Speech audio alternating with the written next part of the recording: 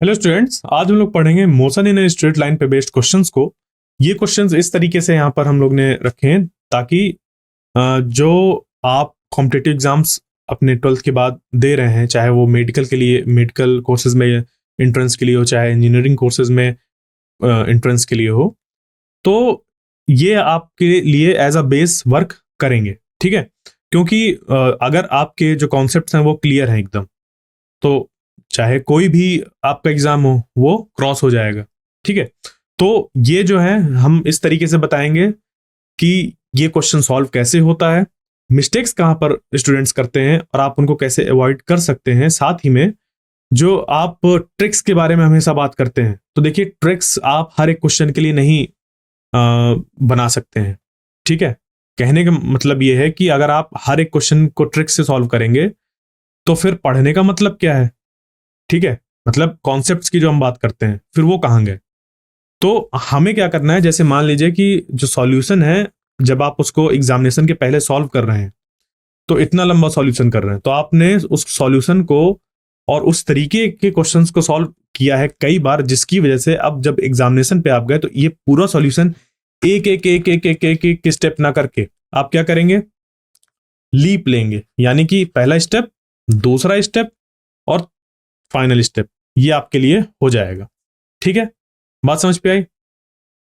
तो ये आपको करना है इस तरीके से। क्लियर। अब इस पे हम लोग चलते हैं आगे और देखते हैं इस क्वेश्चन को हमारा कि क्या है।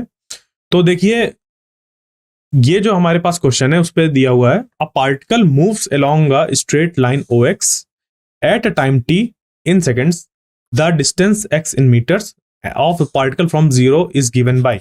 तो देखो, एक पार्टिकल है जो कि मूव कर रहा है ओ एक्स लाइन पर at a time T, the distance X of particle from zero is given by this. तो how long would the particle travel before coming to rest. तो कितना जो ये पार्टिकल है वो कितना ट्रेवल करेगा, कितना यानी कि कब तक वो ट्रेवल करता रहेगा before coming to the rest, rest में आने के पहले तक। रेस्ट में आना यानी कि वेलोसिटी जीरो हो जाना। ठीक है, तो वेलोसिटी कब जीरो हो रही है, वेलोसिटी कब जीरो हो रही है, तभी हमें बताना है कि उसने कितना डिस्प्लेसमेंट किया। बात समझ पे आई, क्लियर हुआ क्या करना है। तो पार्टिकल जीरो से स्टार्ट हो रहा है, या कह लीजिए कि स्टार्टिंग जो है हम लोग की वो जीरो से हो रही है, और हम तब तक उस पार्टिकल को ऑब्जर्व करेंगे जब तक कि वो क्या ना हो जाए, रुक ना जाए, उसकी वेलोसिटी जीरो ना हो जाए। और जब हमें उतना टाइम मिल जाएगा, हमें उतना टाइम पता चल जाएगा, यहां से लेकर यहां तक उस टाइम की वैल्यू पता चल जाएगी, यानी कि टी की वैल्यू पता चल जाएगी, उसको फिर हम लोग यहां पर पुट कर देंगे और हमारा काम बन जाएगा। ठीक है, तो देखिए क्वेश्चन में ही छुपा है कि उसको सॉल्व कैसे करना है। तो बस आप फिर यहां पर क्या करेंगे, तुरंत यहां पर आप लगा देंगे क्या, कि जो हमारा v है उसको जीरो करना है। मैं तो सबसे पहले v निकालेंगे इसको। तो देखिए क्या लिखा हुआ है, 40 plus 12t minus T cube, ये लिखा हुआ है। तो इसको जब आप सॉल्व करेंगे तो ये करिए, इसको निकालिए, vt is equal to 40 plus 12t minus T cube, यानी कि d बाई डी टी करना होगा हमें इसको, तो ये बन जाएगा। जब इसको करेंगे d बाई डी टी तो ये बन जाएगा कितना, पहला वाला तो जीरो, उसके बाद 12, फिर माइनस 3t स्क्वायर, और ये निकल कर आया vt। इसको बराबर कर देंगे जीरो के, यानी कि ये 12 इक्वल टू 3t स्क्वायर, यानी कि t इक्वल टू 2। अब देखिए मैंने यहां पर क्या किया, मैंने यहां पर क्वेश्चन को जल्दी सॉल्व करने की कोशिश करी। मैं इस जगह से भी डायरेक्ट आंसर 2 लिख सकता था, बट इसके बीच में बहुत ढेर सारे स्टेप्स होते हैं। अगर आप एक्चुअल में इसको करने बैठेंगे तो इसके बीच में बहुत ढेर सारे स्टेप्स होते हैं, बट आपने उन स्टेप्स को क्या किया, छोड़ दिया। यही मैं कह रहा था कि आप ट्रिक्स की बजाय क्वेश्चन को जल्दी सॉल्व करना सीखिए। आप करिए पूरा, बट आप उसको जल्दी सॉल्व करने की कोशिश करिए। ठीक है, ट्रिक्स मत सोचिए कि हम इसको कुछ अलग तरीके से सॉल्व कर देंगे। आप अपना एक तरीका पकड़िए, बट उसी पे स्पीड बनाइए। ठीक है, जैसे कि स्पीड आपको ये बनाना है कि अगर आपने यहां पर लिख दिया इसको, तो उसके बाद आप डायरेक्ट इसको लिख सकें। ये नहीं कि आपको ये लिखने की जरूरत ही ना पड़े, क्योंकि हर क्वेश्चन में ऐसा नहीं होगा कि आप इसको बिना लिखे आंसर निकाल लें। तो आप इसको लिखिए, बट बीच के जो मैथमेटिक्स है वो रिड्यूस कर दीजिए। ठीक है, आप फिजिक्स ही रिड्यूस करने लगते हैं ट्रिक्स के चक्कर पे, तो ट्रिक्स बहुत ज्यादा वर्क नहीं करती हैं अगर कुछ नए तरीके के क्वेश्चन आ गए, क्योंकि ट्रिक्स तो तभी बनती हैं जब एक ही तरीके के क्वेश्चन आ रहे हो, बट हल्का सा उस पर ट्विस्ट कर दिए तो ट्रिक्स फेल हो जाती हैं। जबकि जो कॉन्सेप्ट होते हैं वर्क करते हैं। कॉन्सेप्ट ये है कि ये करना है हमें, फिर ये निकालना है, बीच की मैथमेटिक्स रिड्यूस कर दीजिए। ठीक है, तो इस तरीके से मतलब निकल कर आया। बस अब इस टी को क्या करेंगे, हम लोग यहाँ पर पुट कर देंगे। तो जैसे इस टी को पुट करेंगे यहाँ पर, तो ये 40 प्लस यहाँ पर 24 माइनस 8, ठीक है, तो 8 से 24, ये 16, और यहाँ पर हमारा निकल कर आ गया 56 मीटर। ठीक है, ये सी वाला ऑप्शन करेक्ट हो गया। क्लियर, बात समझ पे आई? तो इस तरीके से आपको क्वेश्चंस को देखना होता है, समझना होता है, और उनको जल्दी से जल्दी सॉल्व करते हैं। ठीक है, अब चलते हैं आगे और देखते हैं एक नेक्स्ट क्वेश्चन को। तो the displacement x of a particle varies with time t as x equal to a e to the power minus alpha t plus b e to the power beta t, where a, b, alpha and beta are positive constant। तो a, b, beta और alpha ये सब कैसे हैं? ये सब के सब हमारे यहां पर पॉजिटिव कांस्टेंट है। ठीक है, तो the velocity of the particle will be, तो हमें बताना है कि इस पार्टिकल की वेलोसिटी क्या होगी। क्लियर, तो बस अब हमारे पास क्या दिया हुआ है, डिस्प्लेसमेंट दिया हुआ है, पार्टिकल की वेलोसिटी निकाल लीजिए। ठीक है, तो the particle velocity will decrease with time, be independent of alpha and beta, drop to zero when alpha equal to beta, increases with time. क्या होगा इस पे? तो सिंपली आप क्या करेंगे, इसको करेंगे डिफरेंशिएशन, इसका करेंगे डिफरेंशिएशन। ठीक है, तो इसका जब डिफरेंशिएशन करेंगे तो ये बन जाएगा dx by D T is equal to, यहां पर हो जाएगा a minus alpha E to the power minus alpha T, फिर इधर बचेगा plus b beta E to the power beta T, ये हो जाएगा। ये निकल कर आ गई वेलोसिटी। अब यहां पर क्या है कि डिक्रीजेस विद टाइम, क्या टाइम के साथ डिक्रीज हो रही है? तो यहां पर ये क्या है, minus alpha A E to the power minus alpha T plus B beta E to the power beta T, ये दिया हुआ है। तो यहां पर उन्होंने कहा टाइम के साथ डिक्रीज, यानी कि आप टाइम बढ़ाइए, आप टाइम बढ़ाइए, फिर देखिए क्या वो समय के साथ डिक्रीज होती जा रही है। तो जब हम टाइम इंक्रीज करेंगे, let us suppose time tending to infinite, तो जब टाइम टेंडिंग टू इनफाइनाइट होगा तो ये वाला टर्म जो होगा E to the power beta T, E to the power beta T, ये वाला जो टर्म होगा, ये वाला, ये इसकी बात कर रहा हूं, ये टेंडिंग टू इनफाइनाइट हो जाएगा। E to the power beta T tending to infinite हो जाएगा। क्यों? क्योंकि किसी भी ये ई जो होता है वो 2.71, ये हमारा एक नंबर होता है।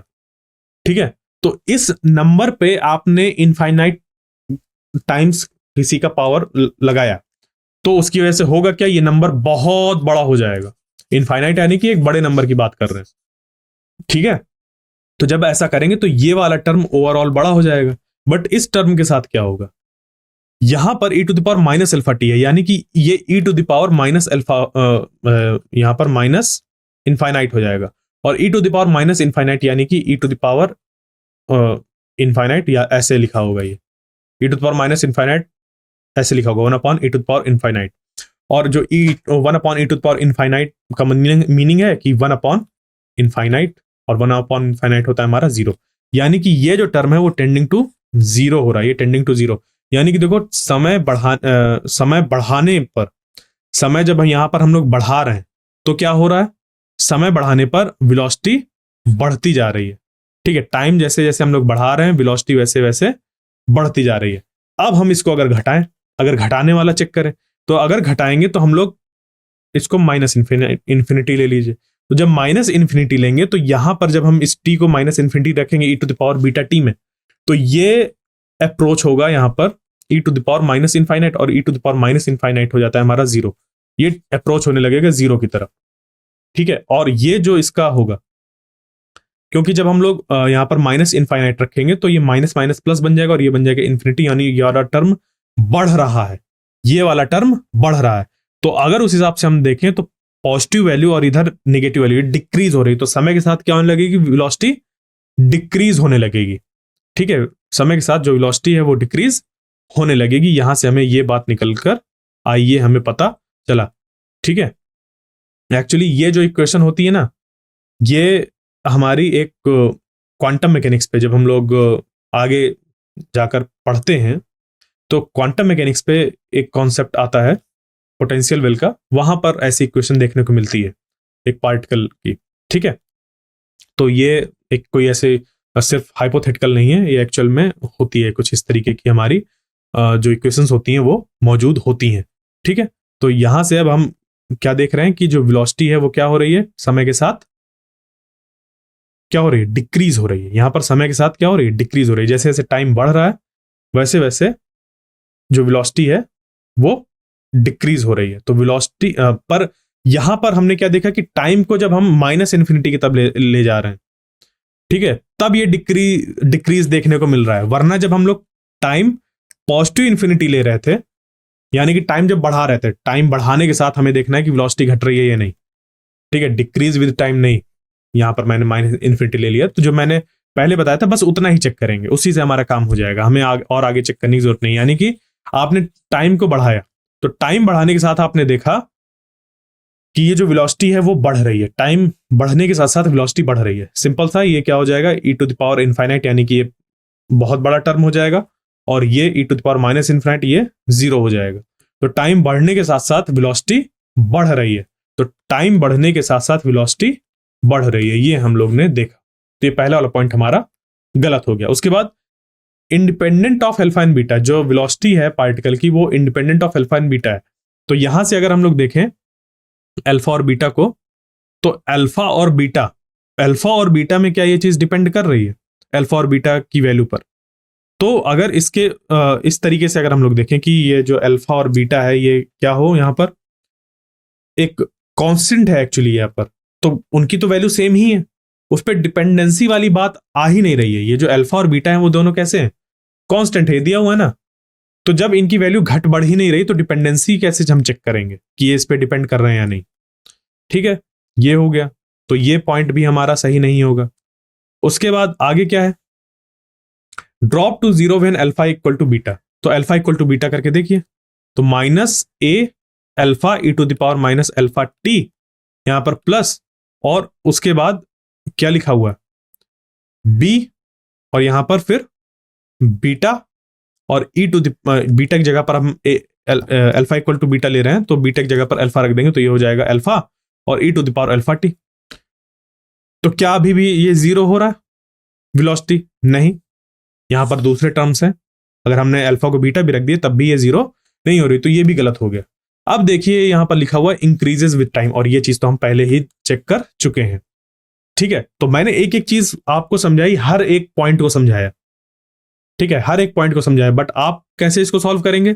आप सिंपली जब इस तरीके कभी कोई क्वेश्चन आते हैं तो आप टेंडिंग टू इनफाइनाइट करके देखा, इसके जो ई है एप्सिलॉन के केस पे, सॉरी एक्सपोनेंशियल के केस में जब हम लोग इन्फिनिटी पर चेक करते हैं तो चीजें समझना आसान हो जाती हैं, क्योंकि या तो वो power E to the power infinite होने से इनफाइनाइट हो जाता है, या तो E to the power minus infinite से जीरो हो जाता है, तो उससे हमारा काम बहुत आसान हो जाता है समझना।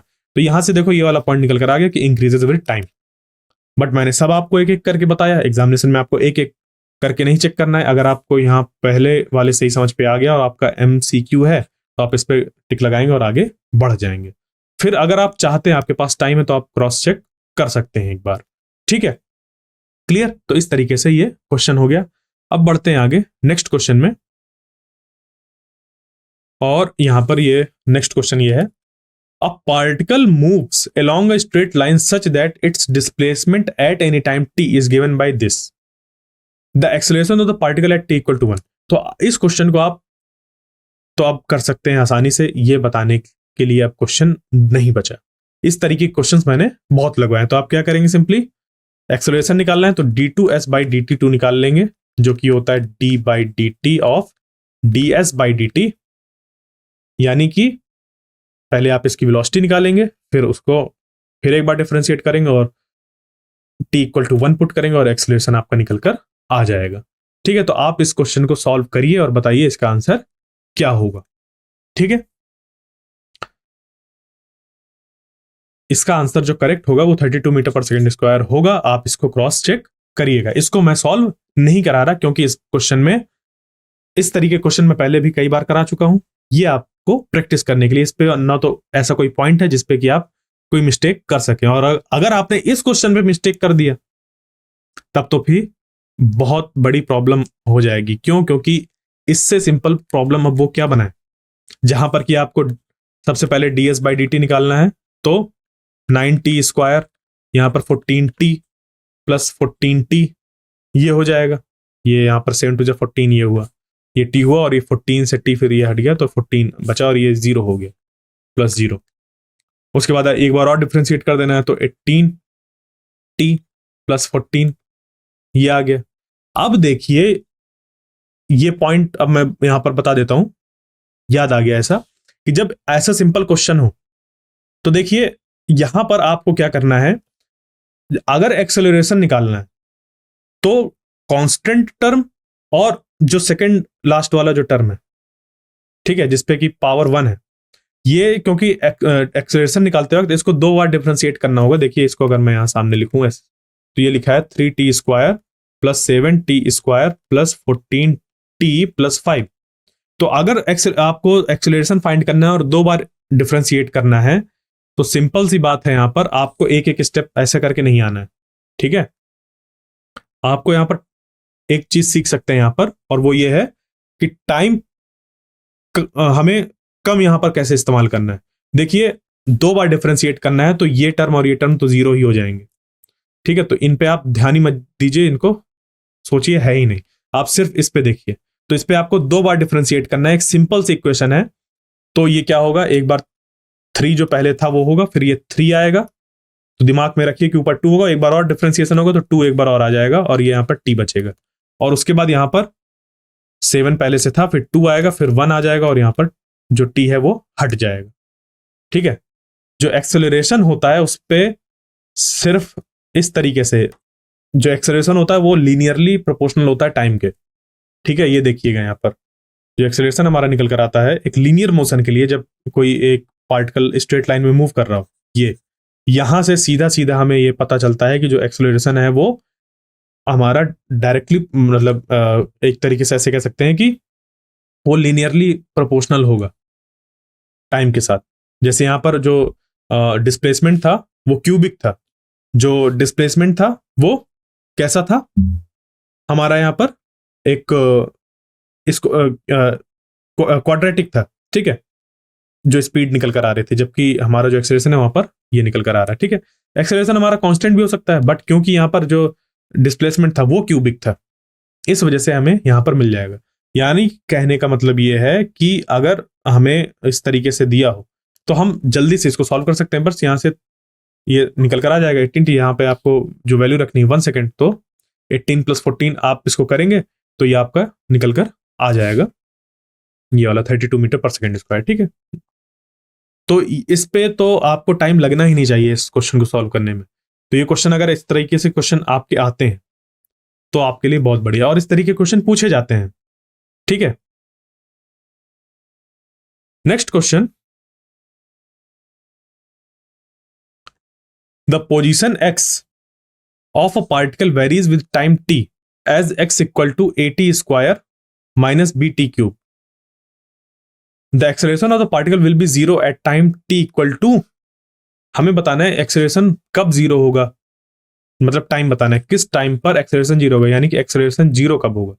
तो एक्सेलरेशन 0 हो गया, मान लो हमने कह दिया एक्सेलरेशन 0, तो एक्सेलरेशन यहां पर रखो, तो वो कैसे निकल कर आएगा, वो निकल कर आएगा d2x by dt2, यानी कि d by dt of dx by dt। तो जब ये ऐसे निकालेंगे तो ये हो जाएगा ऐसा, और इसको 8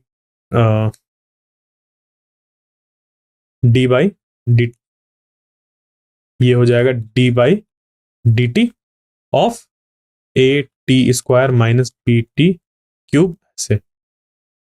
ठीक है, ये ऐसे हो जाएगा, क्लियर। तो यहां से बना हमारा कितना, d by dt, और ये ब्रैकेट में यहां पर ये बन जाएगा 2at माइनस 3bt स्क्वायर।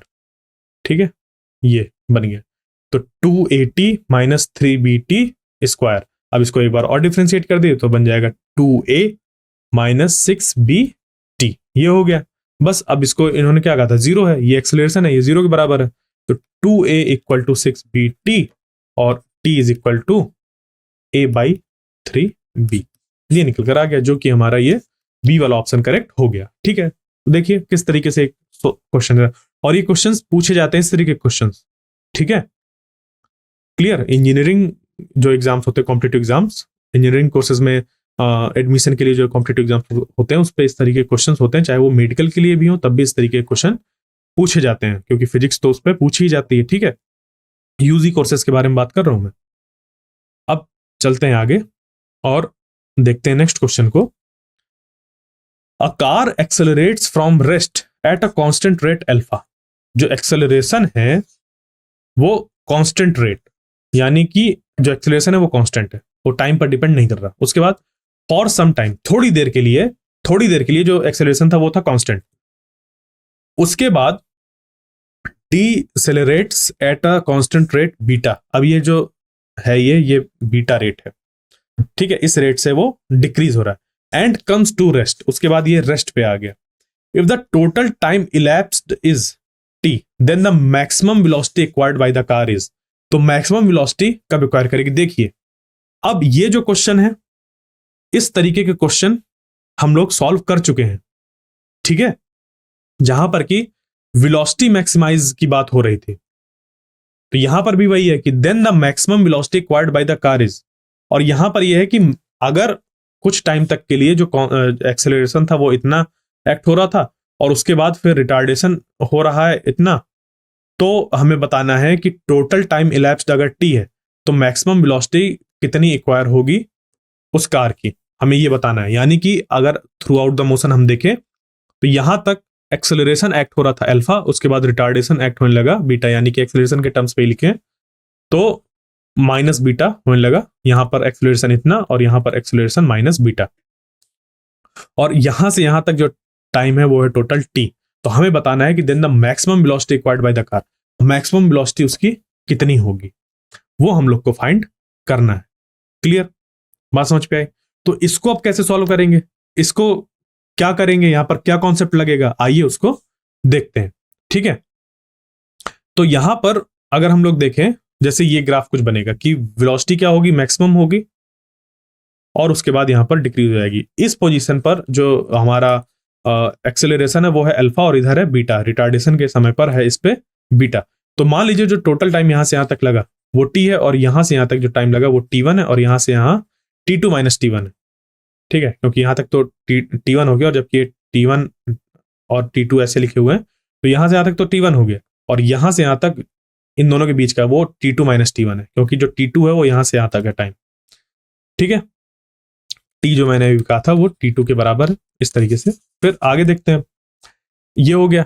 तो अब उसके बाद अच्छा, इस पे हम लोग ने ये ले लिया कि जो t1 टाइम है और t2 टाइम है वो अलग अलग पार्ट्स हैं। ठीक है, अलग अलग पार्ट्स की, यानी कि यहां से यहां तक t1 टाइम है और यहां से यहां तक t2 टाइम है। हम लोग ने इस तरह ले लिया, कोई नहीं, इस तरीके से ले लीजिए। ठीक है, तो टोटल टाइम हमारा t हो गया, टोटल टाइम जो है वो t हो गया। ठीक है, उसके बाद एट पॉइंट ए, जो ऊपर पॉइंट था, वेलोसिटी क्या थी, मैक्सिमम थी। तो मान लीजिए कि उस पॉइंट पर जो वेलोसिटी थी वो v मैक्स थी, तो जो v मैक्स होगा इस ग्राफ के अकॉर्डिंग बन जाएगा हमारा ऐसा। देखिए ग्राफ ऐसा था, ऐसा। ठीक है, कांस्टेंट एक्सेलरेशन अल्फा था, तो t1 टाइम पर जितना इसने चला इस एक्सेलरेशन से, उतनी वेलोसिटी इसने अटेन करी है, v मैक्सिमम। तो v maximum is equal to alpha t1।